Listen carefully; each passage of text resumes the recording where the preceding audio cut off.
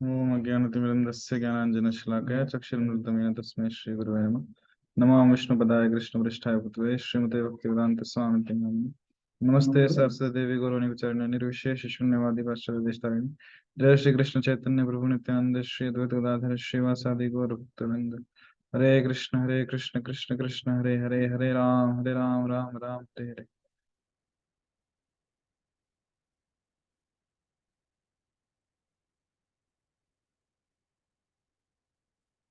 हरे कृष्ण।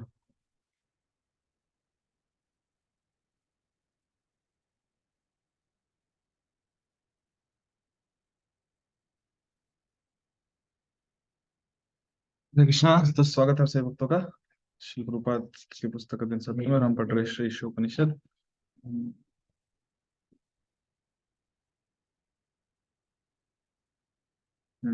तो मैं शेयर करता हूँ स्क्रीन।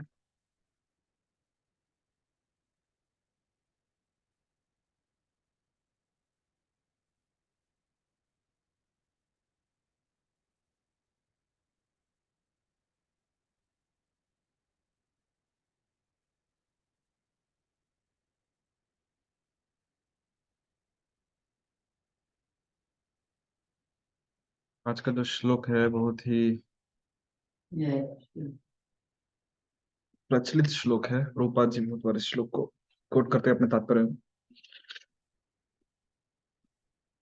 मंत्र क्रमांक 17। आप भक्त सब माइक ऑन करके दोहरा सकते हैं पीछे। वायुरनिलम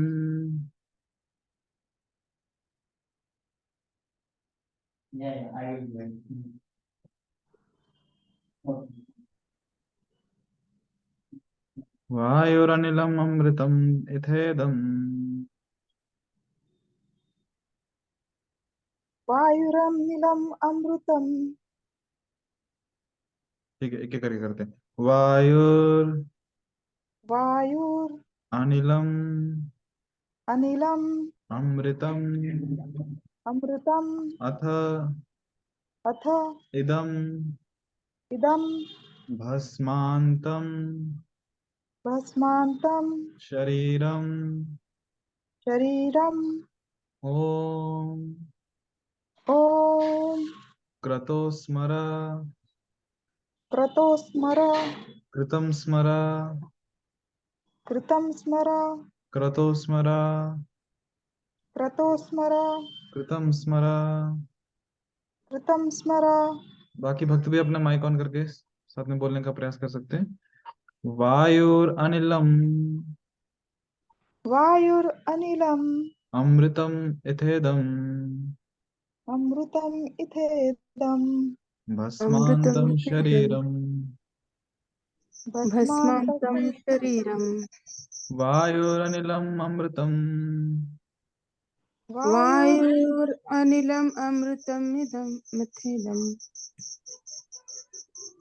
अथदे अथेदम भस्मांतम शरीरम। अथेदं अथेदम् भस्मान्तं शरीरम्। ओम क्रतो स्मर कृतं स्मर ॐ ॐ क्रतो स्मर कृतं स्मर स्मर क्रतो स्मर कृतं स्मर। क्रतो क्रतो स्मर स्मर कृतं कृतं स्मर स्मर। वायुरनिलम् अमृतम् वायुरनिलम् वायुरनिलम् अमृतम् अमृतम् अथेदं भस्मान्तं शरीरम्। इदं अथेदं भस्मान्तं भस्मान्तं शरीरम्। शरीरम्। ॐ क्रतो स्मर कृतं स्मर ॐ क्रतो स्मर कृतं स्मर क्रतो स्मर कृतं स्मर। क्रतो क्रतो स्मर स्मर कृतं स्मर वायुरनिलम् अमृतम् वायुरनिलम् वायुरनिलम् अमृतम् अथेदं भस्मान्तं शरीरम्। अथेदं भस्तं अथेदं शरीरम्। शरीरम्। ॐ क्रतो स्मर कृतं स्मर ॐ ॐ क्रतो क्रतो स्मर कृतं स्मर स्मर क्रतो क्रतो स्मरकृतं स्मर कृतं स्मर। क्रतो क्रतो स्मर स्मर कृतं स्मर कृतं स्मर। शब्दशर्थ वायु प्राण वायु, अनिलम वायु का पूर्ण कोश, अमृतम अविनाशी, अथ अब इदम यह, भस्मांतम भस्म हो जाने पर, शरीरम शरीर। ओम हे भगवान क्रतो समस्त यज्ञों के भोक्ता, कृपया स्मरण करें। कृतम, मैंने जो कुछ किया है। स्मर, कृपया स्मरण करें। क्रतो, परम भोक्ता। स्मर, कृपया स्मरण करें। कृतम, आपके लिए मेरे द्वारा किया गया। स्मर, कृपया स्मरण करें। अनुवाद। इस क्षण भंगुर शरीर को भस्म हो जाने दे और प्राण वायु को वायु के पूर्ण पूर्ण कोश में मिल जाने दे। अब हे भगवान, मेरे समस्त यज्ञों को स्मरण करें, और चूंकि आप चरम भोक्ता हैं, अतः मैंने आपके लिए जो कुछ किया है उसे स्मरण करें।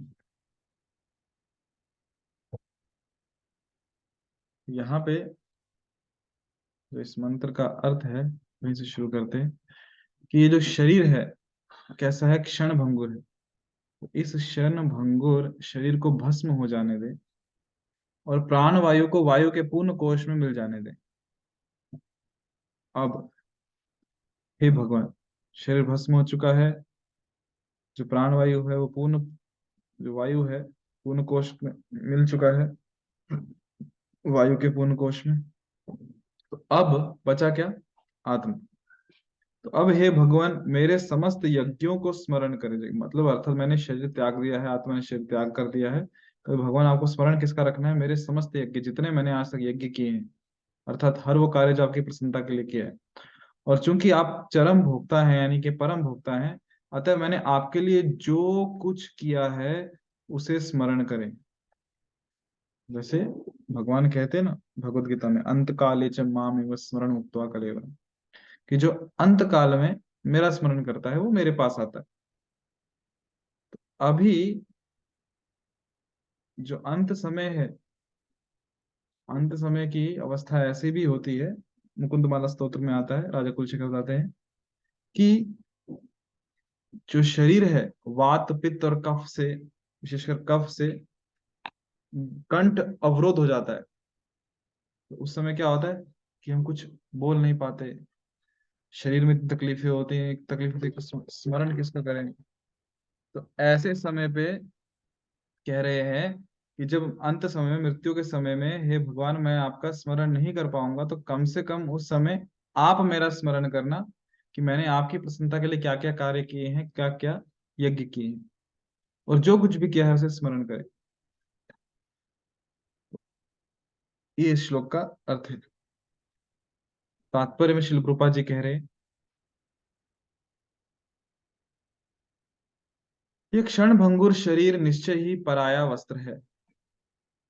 पराया मतलब ये अपना है ही नहीं, और जो चीज अपनी नहीं है अब इसलिए पराई है। भगवत गीता में दूसरे अध्याय के 20वें श्लोक में स्पष्ट कहा गया है कि इस भौतिक शरीर के विनाश हो जाने पर जीवात्मा नष्ट हो जाता है। दूसरे अध्याय का 20वां श्लोक कौन सा है?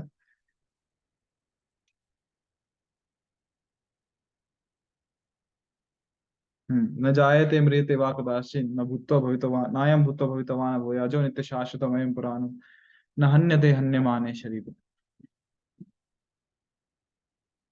इस भौतिक शरीर के विनाश हो जाने पर जीवात्मा नष्ट नहीं होता, न हन्यते हन्यमाने शरीर, न ही वह अपनी पहचान खोता है।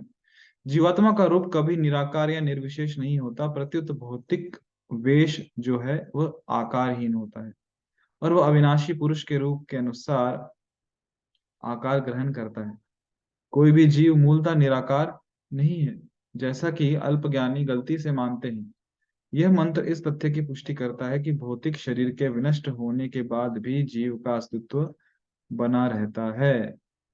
भौतिक शरीर के विनष्ट होने के बाद भी जीव का अस्तित्व बना रहता है।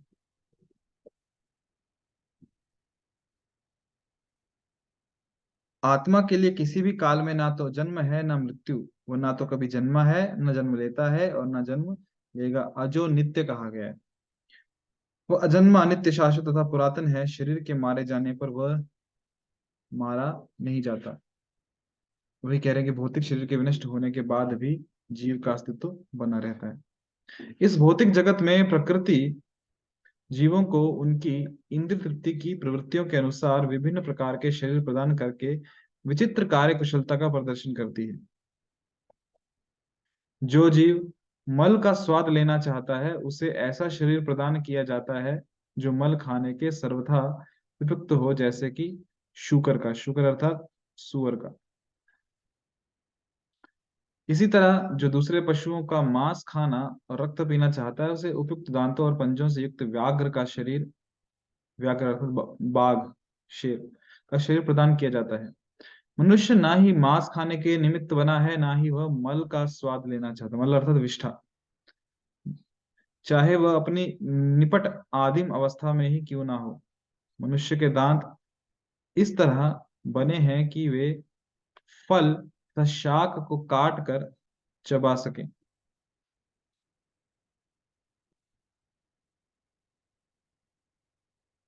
यद्यपि उसे दो कुकर दाढ़ प्रदान की गई है, जिससे आदिम अवस्था के मनुष्य यदि चाहे तो मांस खा सके। किंतु कुछ भी हो, समस्त पशुओं तथा मनुष्यों के भौतिक शरीर जीव के लिए अस्वाभाविक है। यहाँ पे प्रभुपाद जी बता रहे हैं कि जीव को जो शरीर मिला है किस आधार पर मिला है, किस आधार पर मिला है? इंद्रिय तृप्ति की प्रवृत्तियां, उनके अनुसार विभिन्न प्रकार के शरीर प्रदान किए गए हैं। और जो शरीर माया देवी, जो दुर्गा देवी हैं, जो प्रदान भी करती हैं, तो रेडीमेड शरीर नहीं रहते, बहुत ही टेलर मेड शरीर रहते हैं। रेडीमेड जैसे वस्त्र हम खरीदते हैं, कैसे खरीदते हैं? हम किसी मॉल में जाते हैं, किसी दुकान में जाते हैं, और जो वहां पे कपड़े हैं उसमें से हम देखते हैं कि हमें कौन सा फिट बैठता है, और वो हम उठा लेते हैं। लार्ज, एक्स्ट्रा लार्ज, मीडियम या स्मॉल, जो उसमें ऑप्शन है उसमें से उठा के पहन लेते हैं। कभी कभी हो सकता है मीडियम हमें बड़ा हो जाए या स्मॉल ज्यादा छोटा हो जाए। होता है लार्ज थोड़ा ज्यादा ज्यादा बड़ा जाता है और मीडियम थोड़ा छोटा पड़ जाता है, फिर हमको थोड़ा बड़ा ही लेना पड़ता है, एडजस्ट करते हैं। ये हो गए रेडीमेड कपड़े। टेलर मेड कपड़े कैसे होते हैं कि जब हम स्वयं दर्जी के पास जाते हैं, टेलर के पास, और वो टेलर हमारा नाप लेता है और हमारी फिटिंग के अनुसार बराबर हमें कपड़े बना के देता है। तो वैसे ही प्रकृति, माया देवी, दुर्गा देवी जो हमें भौतिक शरीर देती है, वो रेडीमेड नहीं होते, वो टेलर मेड होते हैं, कि हमारे कर्म और इच्छाओं के अनुसार बराबर हमारे फिटिंग का शरीर हमें मिलता है, कि हमारी इच्छाएं क्या क्या है। तो प्रभुपाद जी कह रहे हैं कि जो जीव मल का स्वाद लेना चाहता है, मल अर्थात विष्ठा, तो उसे शुकर सूर का शरीर दिया जाता है। और जो मांस खाना चाहता है, रक्त पीना चाहता है, तो उसे शेर, बाघ का शरीर दे दिया जाता है।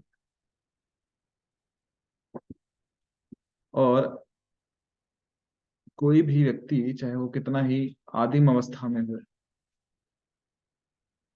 मल का स्वाद तो नहीं लेना चाहिए।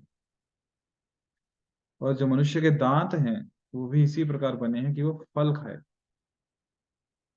या फिर सब्जियां खाए, शाक, पत्ते वाली सब्जी विशेषकर, उसे चबा सकते।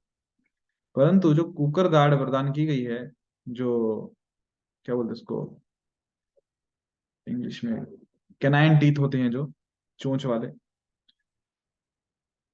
तो प्रभुपाद जी कह रहे हैं कि जिसमें आदिम अवस्था के मनुष्य यदि चाहे तो मांस खा सके। फिर भी कुछ भी हो, समस्त पशुओं तथा मनुष्यों के जो भौतिक शरीर हैं वो जीव के लिए अस्वाभाविक है। फिर अभी शरीर कोई भी हो भौतिक जगत में, वो सभी शरीर कैसे हैं जीव के लिए? अस्वाभाविक है, उसके स्वभाव में नहीं।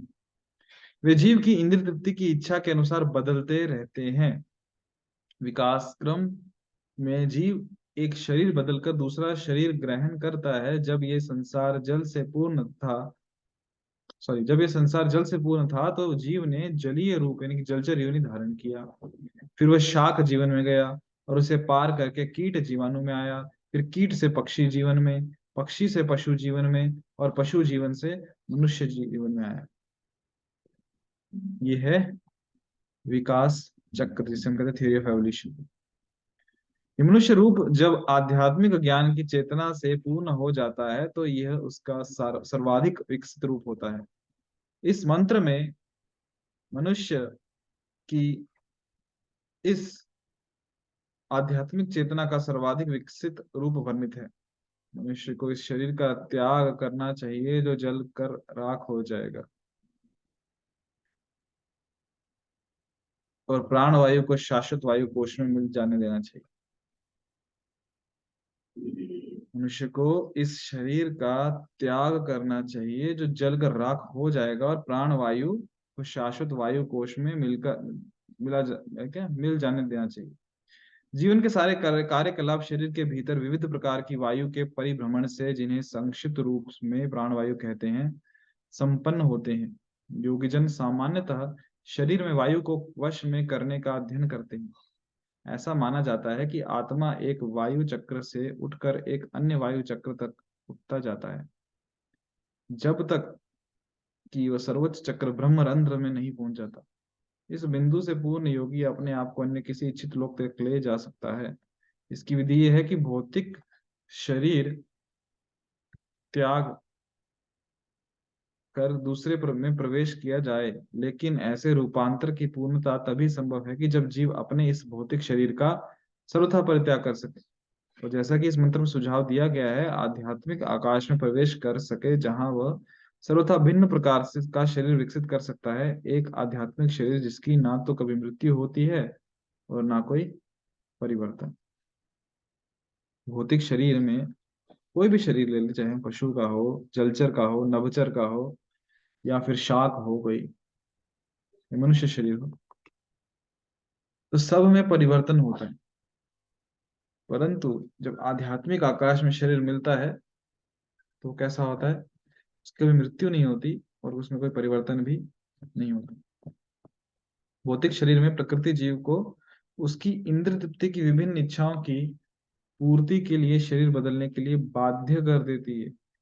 मजबूर मजबूर भी क्या कह सकते, जबरदस्ती होती सीधा। ये इच्छाएं विभिन्न योनियों के रूप में प्रकट होती हैं।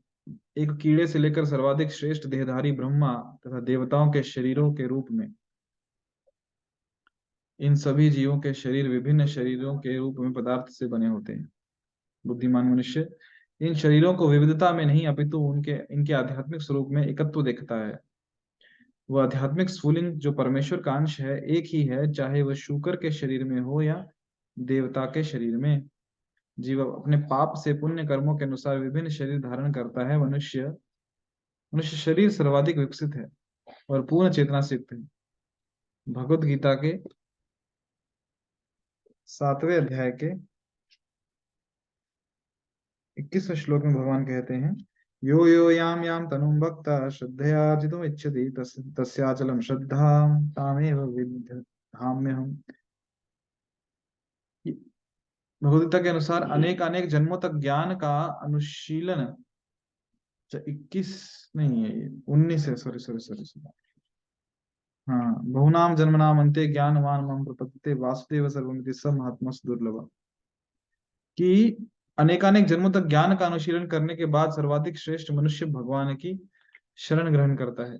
ज्ञान का अनुशीलन अपनी पूर्णता को तब प्राप्त होता है जब ज्ञाता परमेश्वर वासुदेव की शरण में आने के बाद तक पहुंच जाता है।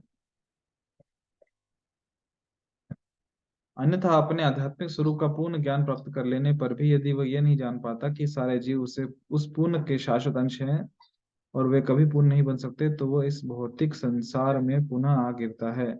उससे सचमुच गिरना ही पड़ेगा, भले ही वो ब्रह्म ज्योति से एकाकार क्यों ना हो चुका हो।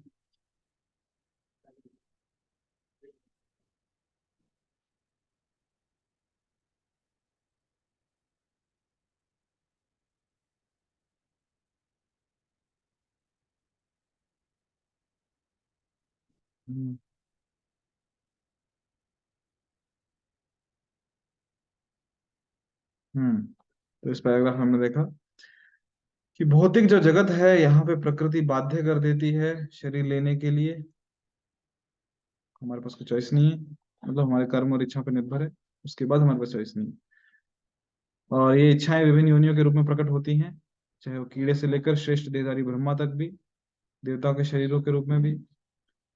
और ये सब जितने भी शरीर हैं किससे बने होते हैं? पदार्थ से, भौतिक पदार्थ से बने होते हैं। इसलिए बुद्धिमान शरीर इन शरीरों की विविधता में नहीं अपितु उनके आध्यात्मिक स्वरूप में एकत्व देखता है कि सभी क्या है? आत्मा है और भगवान के अंश है, परमेश्वर के अंश है। फिर चाहे शुक्र के रूप में हो, शुक्र के सूर्य के शरीर में हो या देवता के शरीर में हो, सबके हैं आत्मा है, भगवान के अंश है। और जीव कैसे पाप और पुण्य कर्मों के अनुसार अलग अलग शरीर धारण करता है। और जो आ, क्या कहते हैं उसे, महात्मा है, वो क्या जानता है, वासुदेव सर्वमिति, कि जो वासुदेव है भगवान वो सब तरफ विद्यमान है, और इसलिए वो उनको पूजा करता है, और पूजा करता है अर्थात उनकी शरण ग्रहण करता है। और ज्ञान का जो अनुशीलन है अपनी पूर्णता को तब प्राप्त होता है जब ज्ञाता परमेश्वर वासुदेव की शरण में आने के बाद तक पहुंच जाता है।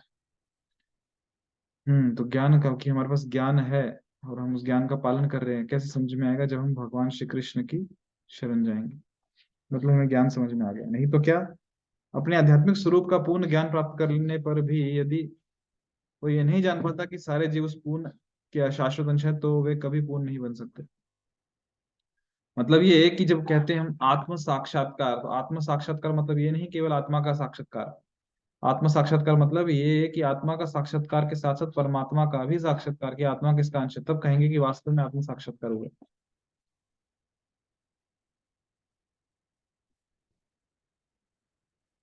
क्योंकि जब तक स्वयं को और भगवान को दोनों को नहीं समझ पाएंगे, तब तक इस भौतिक जगत में ही रहेंगे, चाहे ब्रह्म ज्योति में ही क्यों ना चल जाए, फिर भी हमको वापस भौतिक जगत में आना पड़ेगा। जैसा कि हमने पिछले मंत्रों से जाना है, भगवान के दिव्य शरीर से उद्भूत होने वाली ब्रह्म ज्योति आध्यात्मिक स्फुलिंग से परिपूर्ण है, जो अस्तित्व की पूर्ण चेतना से युक्त व्यष्टि जीव है।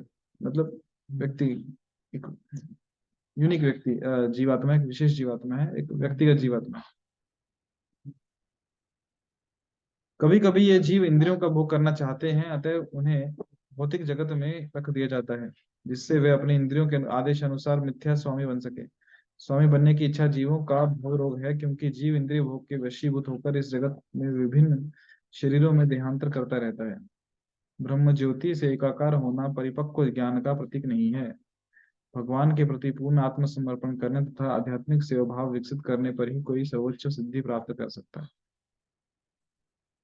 जीव भौतिक जगत में है तो मिथ्या अहंकार है, और उस कारण से क्या होता है, वो इंद्रिय भोग करना चाहते हैं, और विशेषकर अ, स्वामी बनना चाहता है, कि सब कुछ मेरे हिसाब से चलना चाहिए, मैं सबका स्वामी हूँ, मैं कंट्रोलर हूँ, जैसा मैं चाहता हूँ वैसा ही होना चाहिए।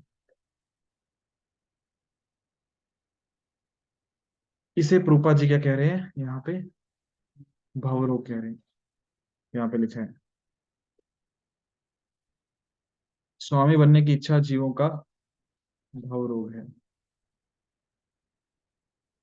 और इंद्रिय भोग करने की इच्छा से अलग अलग शरीरों में हम जाते रहते हैं। अभी यदि भगवान का पूर्ण रूप से साक्षात्कार करना है, तो क्या करना होगा, उनके प्रति पूर्ण पहले आत्मसमर्पण करना होगा, और आध्यात्मिक सेवा भाव विकसित करने पर ही कोई सर्वोच्च सिद्धि प्राप्त कर सकता है। और वो सर्वोच्च सिद्धि क्या है, कृष्ण प्राप्ति। इस मंत्र में जीव अपने भौतिक शरीर तथा भौतिक वायु को त्याग कर ईश्वर के आध्यात्मिक साम्राज्य में प्रवेश करने के लिए प्रार्थना करता है। भक्त भगवान से प्रार्थना करता है कि वे अपने उसके कि वे उसके उन कार्यकलापों तथा यज्ञों को स्मरण करें, जिन्हें उसने अपने भौतिक शरीर के भस्म होने के पूर्व संपन्न किया था। ये प्रार्थना वह मृत्यु के समय अपने विगत कर्मों तथा अपने चरम लक्ष्य की पूर्ण चेतना रहते हुए करता है। जो व्यक्ति भौतिक प्रकृति के वश में पूर्ण रूपेण रहता है, वह अपने भौतिक शरीर के अस्तित्व काल के सारे जघन्य कार्यों का स्मरण करता है, और उसके फलस्वरूप मृत्यु के बाद दूसरा शरीर पाता है। हम्म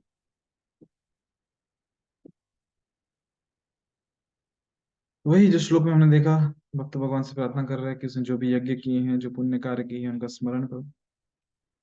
और विशेष रूपा जी यहाँ पे जो कह रहे हैं कि जो व्यक्ति पूरा आ, अपने जीवन काल में हमेशा भौतिक विषय वस्तुओं में ही लगा हुआ है, भौतिक तृप्ति में ही लगा हुआ है, तो मृत्यु के समय वो जितने भी जघन्य कार्य उसने किए हैं उसको सब याद आएगा।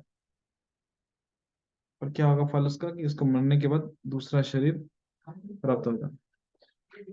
इस सत्य की पुष्टि हुई है गीता में ही, 8वें अध्याय का 3रा श्लोक। भगवान कहते हैं, यम यम वापे स्मरण भावम त्यजन्ते अन्ते कलेवरम तम तम एविति कौन्तेय सदा तद भाव भावित।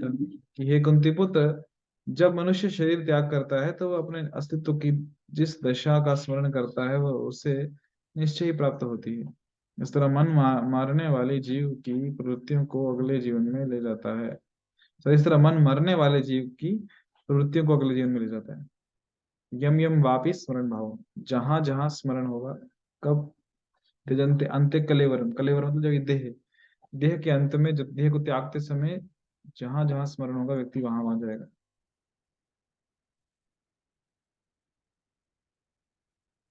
और इससे क्या होता है कि जो मन है वो जीव की जो प्रवृत्तियां हैं, उसका स्वभाव है, उसको अगले शरीर में लेके जाता है। विकसित मन से रहित सीधे सीधे साधे पशुओं के विपरीत बनते समय मनुष्य अपने जीवन के कार्यकलापों को रात्रि के स्वप्नों की तरह स्मरण करता है, स्मरण कर सकता है। फल उसका मन भौतिक इच्छाओं से अधिभारित रहता है। अतः वह आध्यात्मिक शरीर प्राप्त करके आध्यात्मिक जगत में प्रवेश नहीं कर सकता। किंतु भगवत भक्ति के अभ्यास से भक्तगण ईश्वर के प्रति प्रेम भाव विकसित कर लेते हैं। यदि भक्त को अपनी मृत्यु के समय ईश्वर की सेवा का स्मरण नहीं भी हो पाता तो भी भगवान उसे नहीं भूलते। ये प्रार्थना भगवान को भक्त के यज्ञों का स्मरण कराने के लिए की जाती है। किंतु यदि इस प्रकार से स्मरण ना भी कराया जाए तो भी भगवान अपने शुद्ध भक्त की भक्ति को नहीं भूलते। कृष्ण याद रखने वाले उन्होंने जो भी सेवा की वो नहीं भूलते। भूलने की बीमारी हमें, भगवान को थोड़ी है। फिर भी भक्त अपनी तरफ से प्रार्थना कर रहे हैं भगवान को, भगवान आप याद रखना क्या क्या सेवा की है। तो भगवान तो नहीं भूलने वाले, हमेशा याद रखते। चाहे छोटी छोटी छोटी सेवा भी की हो, भगवान हमेशा स्मरण रखते। भगवान ने भगवत गीता में 9वें अध्याय के 30 से लेकर 34 श्लोक में अपने भक्तों के साथ अपने घनिष्ठ संबंध का स्पष्ट वर्णन किया है।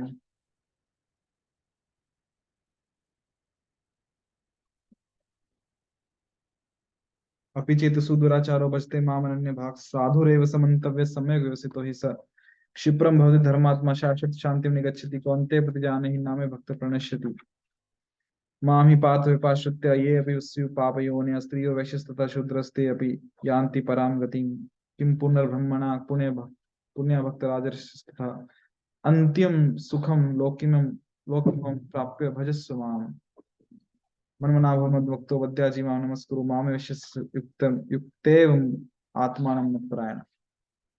ये सब श्लोक कि भगवान का और भक्तों का घनिष्ठ संबंध क्या है, भगवान बता रहे हैं कि यदि कोई अत्यधिक घृणित कर्म भी करे किंतु यदि वह भक्ति में प्रवृत्त रहे तो भी साधु सदृश माना जाना चाहिए, क्योंकि वह अपने संकल्प में ही ठीक तरह दृढ़ बना हुआ है। वह तुरंत सदाचारी बन जाता है और निश्चिरन शांति प्राप्त करता है, चिर शांति प्राप्त करता है।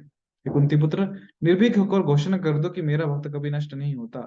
ये प्रथा पुत्र, जो मेरी शरण में आते हैं, चाहे वे निम्न जन्मा स्त्री वैश्य तथा शूद्र श्रमिक क्यों ना हो, परम गंतव्य को प्राप्त कर सकते हैं। फिर पुण्यात्मा ब्राह्मणों भक्तों तथा राजऋषियों का क्या कहना। तुम अपना मन सदैव मेरी प्रेमा भक्ति में लगाओ, मेरे भक्त बनो, मुझे नमस्कार करो और मेरी पूजा करो। मुझ में लीन रहने पर तुम निश्चित रूप से मेरे पास आओगे।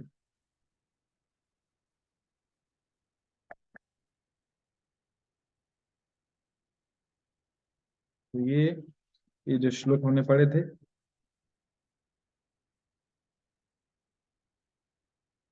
श्लोक क्रमांक 30 से लेकर 34 तक, फिर इसका अनुवाद है, किस प्रकार हम भगवान के पास जा सकते हैं, सब वर्णन किया भगवान ने।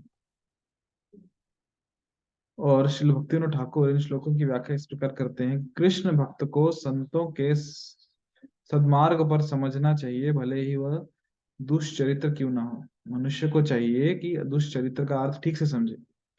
बद्ध जीव के दो प्रकार के कार्य करने होते हैं, एक तो शरीर के पालन के लिए तथा दूसरा आत्म साक्षात्कार के लिए। सामाजिक पद, मानसिक विकास, स्वच्छता, तपस्या, भोजन तथा जीवन संघर्ष, ये सब शरीर के पालन के लिए है। आत्म साक्षात्कार का कार्य भगवत भक्त होने पर संपन्न होता है और इसमें भी कार्य करना होता है। ये दो विभिन्न कार्य समानांतर चलते हैं, क्योंकि बद्ध जीव शरीर का पालन नहीं त्याग सकता है। लेकिन ज्यों ज्यों भक्ति में वृद्धि होती है त्यों त्यों शरीर पालन के लिए किए जाने वाले कार्य घटने लगते हैं। जब तक भक्ति का अनुपात सही बिंदु तक नहीं पहुंच पा जाता तब तक यदा कदा सांसारिकता का प्रदर्शन हो ही जाता है। लेकिन इस बात को ध्यान में रखना चाहिए कि ऐसी सांसारिक अधिक काल तक नहीं चल पाती, क्योंकि भगवत कृपा से ऐसी अपूर्णताएं शीघ्र ही समाप्त हो जाती हैं। अतः भक्ति का मार्ग ही एकमात्र सही मार्ग है। यदि मनुष्य सही मार्ग पर रहे तो यदा कदा सांसारिकता के आ जाने से आत्म साक्षात्कार की प्रगति में रुकावट नहीं आती। तो भक्ति मार्ग इतना श्रेष्ठ है। हाँ, भक्ति ठाकुर जी एक्सप्लेनेशन दे रहे हैं। कौन सा वो क्षिप्रम भवति धर्मात्म, उससे पहले कौन सा अपिचेतसु दुराचार, उस श्लोक के लिए कि यदि कोई कर्म हो भी जाए बुरा तो भौतिक जगत है, गंदगी से भरा हुआ है, ये संसारिकता अधिक काल तक नहीं चल पाता। यहाँ पे एक मिनट, जब तक भक्ति का अनुपात सही बिंदु तक नहीं पहुंच जाता तब तक यदा कदा सांसारिकता का प्रदर्शन हो ही जाता है। लेकिन ध्यान रखना चाहिए कि ये संसारिकता अधिक काल तक नहीं चल पाती। क्यों? क्योंकि भगवत कृपा से ऐसी अपूर्णताएं शीघ्र ही समाप्त हो जाती हैं। तो भगवान कहते हैं ना, क्षिप्रम भवति धर्मात्म, नाम है भक्त प्रणश्यति। भक्ति मार्ग में लगा हुआ है, जल्दी धर्मात्मा बनेगा, मेरे भक्तों का भी नाश नहीं होता, भगवान कहते हैं, क्योंकि आत्म साक्षात्कार की प्रगति में रुकावट नहीं आती। हरे कृष्ण। तो यहाँ हम रुकते हैं, अभी आगे बहुत कुछ है, ये हम कल पढ़ेंगे। हरे कृष्ण। किन्हीं भक्तों को कुछ कहना है, शेयर करना है, प्रश्न पूछना है तो आप पूछ सकते हैं।